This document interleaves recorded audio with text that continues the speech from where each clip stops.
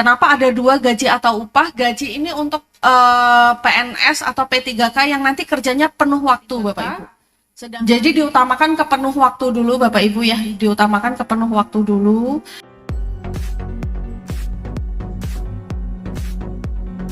Next.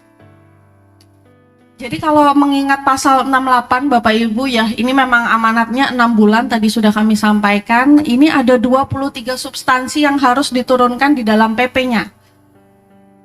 Jadi ada 23 substansi. Nah, 23 substansi ini banyak yang ada duplikasinya sehingga bisa kami rincikan substansinya seperti next. Seperti ini Bapak Ibu. Jadi inilah nanti yang akan diatur di PP Manajemen ASN. Cukup banyak. Sekarang kita bicara ke masing-masing substansinya Bapak Ibu. Terkait dengan penguatan budaya kerja dan citra institusi, apa sih yang diatur di undang-undang dan PP ini nantinya?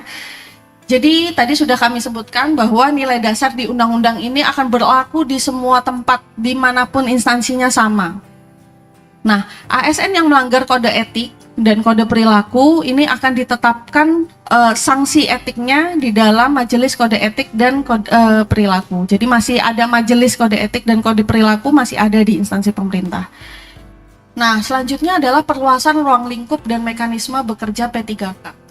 Jadi kalau Bapak Ibu dulu ketika menyusun Undang-Undang 20 ramai mendengar istilah P3K paruh waktu, jadi inilah yang sebenarnya dikembangkan dari konsep P3K. Tujuannya memang untuk menyelesaikan tenaga non-ASN Bapak Ibu ya, karena masalahnya adalah tidak ada anggaran, tapi honorer itu tidak boleh turun penghasilannya. Ya, salah satunya cara adalah mengurangi jam kerjanya. Akhirnya kita namakan P3K paruh waktu. Jadi yang paling berbeda adalah jam kerjanya dikurangi. Karena jam kerjanya dikurangi otomatis gajinya tidak salary range-nya atau rentang gajinya tidak sama dengan kita yang jam kerjanya adalah 8 jam kerja. Nah, selanjutnya adalah P3K sekarang bisa duduk di jabatan pelaksana. Ini salah satunya untuk mengakomodir non-ASN, karena non-ASN kalau diangkat ke pelaksana, kalau tidak dibuka ruangnya dalam bentuk P3K akan terkunci. Jadi sekarang P3K sudah bisa menduduki jabatan pelaksana. Nah, terkait dengan pengaturan NIP untuk PNS dan P3K dalam platform digital, ini digunakan nanti Bapak Ibu ya. Jadi kita punya satu NIP PNS dan P3K itu dalam platform digital. Kita sudah tidak bisa lagi, PPK sudah tidak bisa lagi mengangkat honorer. Jadi diutamakan ke penuh waktu dulu Bapak Ibu ya, diutamakan ke penuh waktu dulu. Ketika instansi punya anggaran, punya kebutuhan, diutamakan ke penuh waktu, baru ketika tidak bisa kita buka skema P3K paruh waktu. Jabatan manajerial dan jabatan non-manajerial. Jadi untuk jabatan fungsional nanti kita akan bikin rumpun Bapak Ibu ya. Jadi pegawai atau jabatan fungsional yang ada di dalam satu rumpun lebih mudah untuk pindah jabatan. Nah, sedangkan untuk jabatan pelaksana ini nanti akan diklasifikasikan dalam klerek, teknisi, dan operator. Jadi pelaksana yang direkrut melalui pengadaan 2024 sudah menggunakan nomenklatur baru berdasarkan Kepmen 11 dan itu harus diusulkan. Sekarang kita bicara hak dan kewajiban Bapak Ibu ya. Hak dan kewajiban sendiri sudah diatur di undang-undang Bapak Ibu ya. Haknya berupa penghargaan dan pengakuan.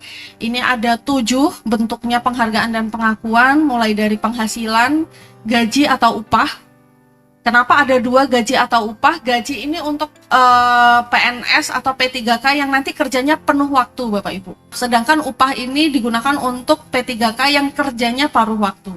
Jadi namanya sudah dibedakan, otomatis nanti secara rentang pun akan berbeda, rentang gajinya. Yang kedua adalah penghargaan yang bersifat motivasi. Kalau di daerah mungkin namanya TPP, kalau di kami namanya tunjangan kinerja.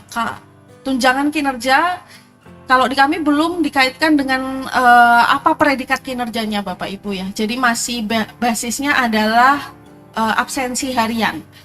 Belum dikaitkan sepenuhnya dengan kinerja. Nah, ke depan penghargaan yang bersifat motivasional ini sangat dikaitkan dengan kinerja Bapak Ibu.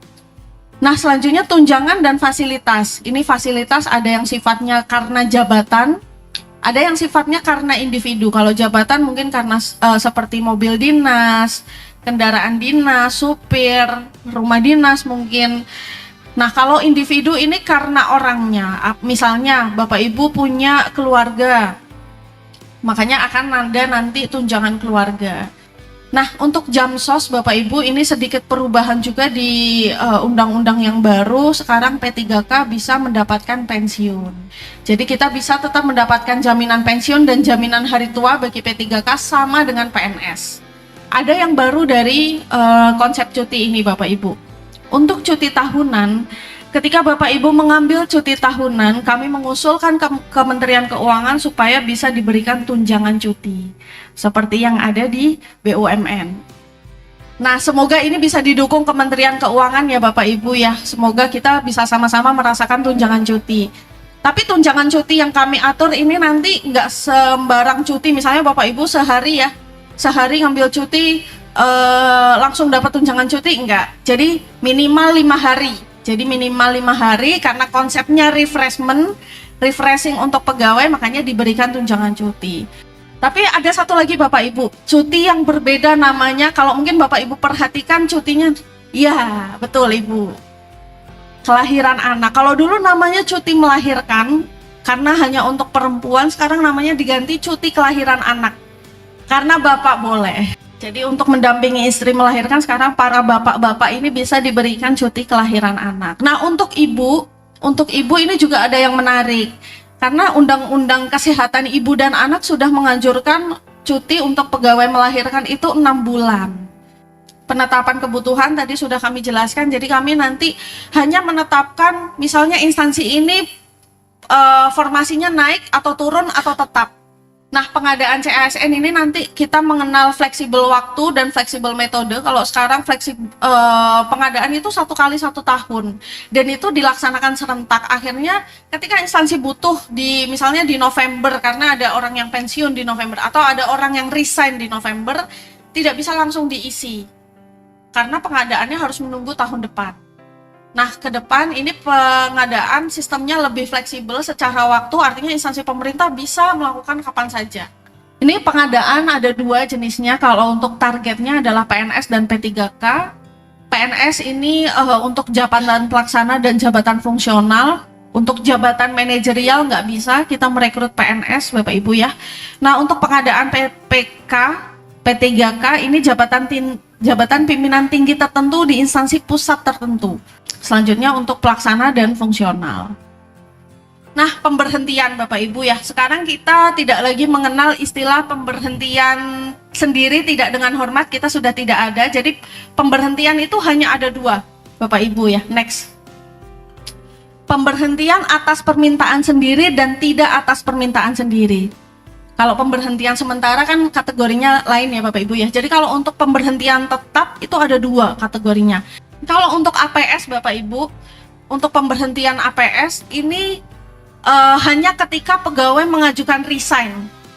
Nah, selanjutnya untuk P3K ini masih sama ya Bapak Ibu ya, masih kita atur masa perjanjian paling kurang 90% baru bisa mengundurkan diri, target kinerja paling kurang 90% atau lulus PNS. Nah, ini yang agak seksi di PP yang baru Bapak Ibu ya. Jadi kalau Bapak Ibu statusnya sekarang P3K, Bapak Ibu mau melamar PNS, Bapak Ibu nggak perlu mundur dari P3K-nya. Jadi kalau sekarang P3K mundur nggak ada sanksinya. P3K misalnya kontraknya 5 tahun, baru kerja setahun yang bersangkutan mundur, nggak ada sanksinya.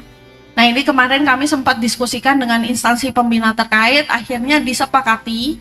Jadi masih sama ya Bapak Ibu ya, kalau pertama muda dan keterampilan itu 58, ahli media 60, ahli utama 65 kecuali diatur di undang-undang khusus untuk guru, peneliti misalnya.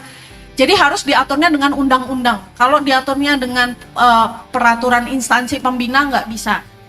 Dari seluruh perubahan dan agenda transformasi di undang-undang ASN maupun di rancangan PP tentang manajemen ASN. Mungkin kurang lebihnya saya mohon maaf Bapak Ibu ya, kalau nanti perlu ada yang didiskusikan lebih lanjut mungkin bisa kita lanjutkan di sesi diskusi.